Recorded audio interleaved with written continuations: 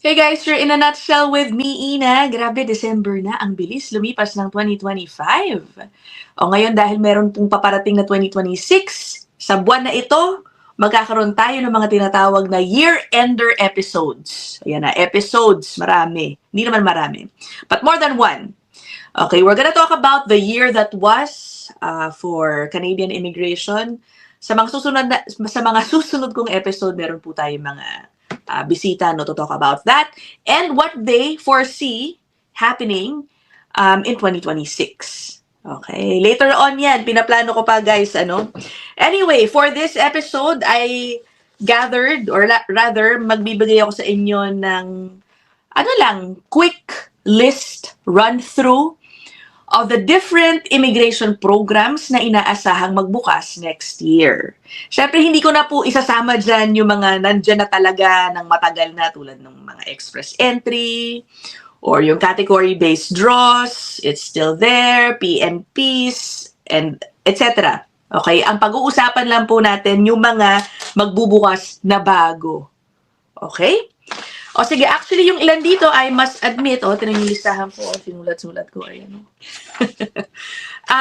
Yung iba dito na pag-usapan na natin in previous episodes kasi ang batayan natin for a number of them yung recently announced budget. Okay, na kasabay nun, in-announce din yung immigration levels plan, di ba? So balikan muna natin. I'm sure ito ang pinaka-inaabangan ng marami, yung sinasabing TR to PR program. Okay, about 33,000 daw na temporary residents, okay, yung mga naka-work permit, okay, ang mabibigyan ng PR sa 2026 and 2027. Okay, so we are expecting this to open hopefully, no, early 2026. Wala pa pong binibigay na guidelines tungkol dyan. Ang meron lang po tayo, kung gusto ninyong balikan, itong episode ko noong November 7, yan, with Dayanara M. Puerto Bantigue, pinag-usapan dyan yung paraan kung paano sinagawa yung isang TR to PR program a few years back. Okay? And then Dayanara shared in that episode yung requirements na hiningi sa kanila noon. Just in case, no, who knows, baka similar yung set ng requirements na hihingin dito sa paparating na to, you guys can start gathering them. Okay, again hindi po yan sure na yun din ang mangyayari. Okay, kung gusto niya lang ng additional info, go and watch that episode. Posted November 7 po yan, ha? Teka, wala pa pala yung title ko. So, ayun, TR to PR. Pangalawa, isa pang inaabangan ng marami. Okay? Ang pagbubukas ng caregiver program. So, yung caregiver program po, inaasahan na tatanggap muli ng applications, a new batch of applications. Ibig sabihin, may bagong intake for 2026. Although this is only expected for those who are inside Canada. Okay, yung mga applications or applicants from outside Canada, kailangan pa po maghintay. Noon ang sinabi ng website, 2027 magbubukas yung caregiver streams for applications outside Canada. Ngayon po, binago na po nila yan, ito ang nakasulat. The stream for applicants not working in Canada will open at a later date. Dati 2027 na nakasulat dyan, binago na po nila. If it's gonna open in 2026, ako hindi ko po alam. Mukhang, sa totoo lang, let's not keep our hopes up, di ba? If it does, why not? Okay, so don't be confused guys, no? Dito kasi nakasulat sa may kanan na banda, closed. Yung applicants not working in Canada, closed na ito. Parang may impression sa iba na hindi natatanggap ever. Pero hindi po dahil sa sentence na to, no? Mag-open nga for applications outside Canada at a later date. Alright?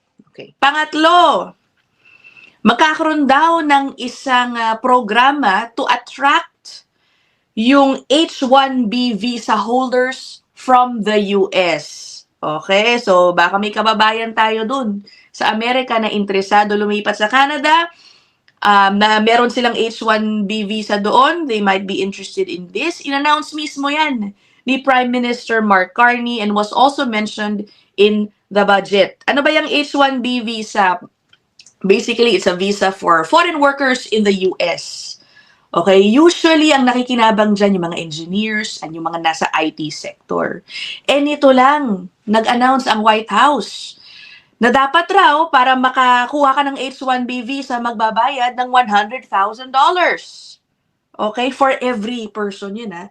Kailangan magbayad, ewan ko kung yung employer ba o yung mismong papabayad rin nila dun sa worker. But anyway, may ganyang policy in the US. So Canada is taking advantage of this opportunity na baka meron daw gustong pumunta sa Canada na hindi kasi afford no yung 100,000 fee na yan. Pakinggan natin yung sinabi ni Mark Carney tungkol dyan, ano? Ito. What is clear is that the opportunity to attract people who previously would have got so-called H-1B visas, and I'm going to simplify it, one of the big cohorts is in the tech sector. Not as many of those people are going to get visas to the United States. And these are people who are on lots of skills, they're enterprising, and they're willing to move to work. And so it's an opportunity for Canada. And we're going to take that into account, and we'll have a clear offering on that. Okay. What is clear is that the opportunity. Okay, so that is Prime Minister Mark Carney. Inaabangan din po yan for 2026. Sunod, ito naman sa mga TFW natin. Okay, let me go to this one. Magkakaroon daw ng special stream for agri and fishery. Alam ko meron na tayong mga agri pilot, pero nakasulat po kasi dito sa departmental plan ng IRCC for the years 2025 to 2026. May nakasulat po dito na, ayan, ipaprioritize. Okay, ito yan. Ang TFW applications in essential sectors such as agriculture, food processing, and healthcare. Okay, specifically, merong nakasulat dito. To support the creation of a new foreign labor stream for agri and fish processing, including a corresponding sector-specific work permit. Ayan. So, this is one pathway, no? Pero mukhang work permit na pwedeng abangan ng mga kababayan natin. Marami tayong mga kababayan sa agri and fish processing, di ba? Okay, so that is one. Ngayon, ito interesting guys, no? Under the express entry, merong usap-usapan na magkakaroon daw ng bagong category dun sa category-based draws under express entry na specifically for military personnel. Okay, bakit nasabing may ganon? Ito, no? This is from the Government of Canada's website. Tawag dito isang briefing note. Okay, at meron parang clue na magbubukas ng bagong category for this one. Implementation of a category and express entry to support the Canadian Armed Forces. So this is still at its very early stages. Wala pang guidelines kung anong specifically na background sa military ang hahanapin at kung baka may limitado lang ang mga bansang paaaring pagkunan nila yan, baka only those with military alliances. Hihintayin natin. Okay, so ayun, this was from October 7, 2025. So ayun, a category and express entry to support the Canadian Armed Forces. This was, I think, also mentioned doon sa speech ni Mark Carney nung pinresenta yung budget. Okay? O sunod naman, ito sa OINP guys, OINP. Magkakaroon dun daw ng bagong stream to attract may nabanggit dito specific professionals, no? Okay, ito po yan. This is a transcript, okay? Grabe, napunta ako sa transcript, ano? Transcript ito noong third reading ng Bill C-30, okay? This is from the official website of the Legislative Assembly of Ontario noong November 25. Meron pong third reading sa Bill 30 in Ontario. Bill 30, otherwise known as the Working for Workers 7 Act. During that time, okay, nung third reading, nagsalita po ang Immigration Minister ng Ontario, si Mr. David Piccini, and he announced that there will be new streams this coming year. Okay, nakasulat dito. We've got to have pathways. We've got to recognize international talent. Something I've spoken to members of other parties in this place about. At ito yung mga nabanggit na mga talents na i-attract nila, na balak na lang i-recruit through these upcoming streams. Okay? Artists. Yan. Sushi chefs. O ba, nakasulat dito, sushi chefs. Michelin chefs. Sabi niya, they contribute to our tourism and our hospitality sector. Okay? Excellence in research. Yan. So sabi niya, a new talent stream will be able to do that. Pero syempre guys, no, ilan lang to, no? I doubt na limitado ito dito. So I guess specific talents, no, will be laid out eventually when these new streams are announced. Again, only for OIMP so far ang nakikita natin. But I won't be surprised if magkaroon din ito on the federal level. Kasi ngayon ko lang naalala, meron din pong nabanggit si Mark Carney noong budget that he wants to attract international talent, no? Lalo na for scientists, nabanggit niya. Magkakaroon din daw ng pathway or a special one-time initiative to recruit researchers, 1,000.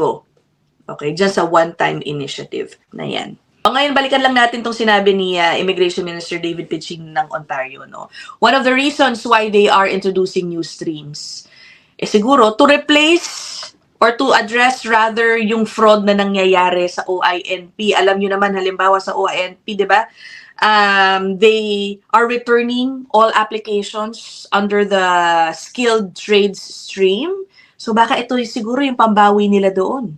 Okay, there will be new streams and I suppose merong more stringent measures to protect itself from fraud. So maraming pagbabago sa OINP. Okay, so I think that is it. May isa pa pala. Okay, bago tayo magtapos, no? Early in 2025, or may in-announce po na plano para mag-regularize ng ilang mga out-of-status construction workers. It never happened. Many expected or hoped that it would be launched in 2025. Ang tanong ng ilan, matutuloy pa kaya ito sa 2026?